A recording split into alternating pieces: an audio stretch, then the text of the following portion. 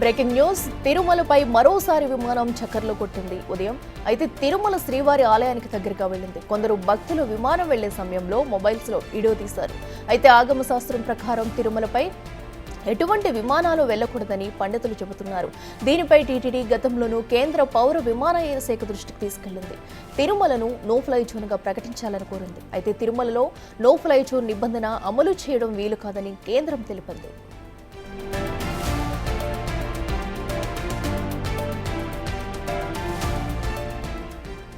గతంలో తిరుమల శ్రీవారి ఆలయానికి అతి సమీపంలో హెలికాప్టర్లు కూడా చక్కర్లు కొట్టాయి. అయితే ఇలా విమానం, హెలికాప్టర్లు వెళ్లిన ప్రతిసారి విజిలెన్స్ సిబ్బంది అలర్ట్ అయ్యి వివరాలు ఆరా తీస్తున్నారు. అయితే ఇలాంటి ఘటనలు తరచూ జరుగుతుండటంపై టీటీడీ భద్రతాధికారులు పరిశీలిస్తున్నట్టు తెలుస్తుంది.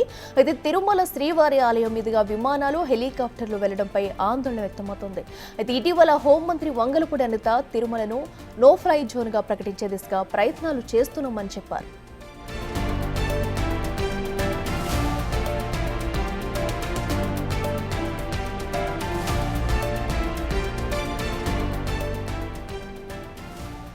ఇక తిరుమల టీటీడీ ఆలయంపై నుంచి కూడా మరోసారి విమానం చక్కర్లు కొట్టింది. దీన్ని చూసిన కొంతమంది స్థానికులైతే దాన్ని వీడియోలు తీసి కూడా సోషల్ మీడియాలో పోస్ట్ చేశారు. అయితే ఇలాంటి ఘటనలు తరచూ జరుగుతుండడంపై అటు టీటీడీ అధికారులు, స్థానికులు కూడా అభ్యంతరం వ్యక్తం చేస్తున్నారు.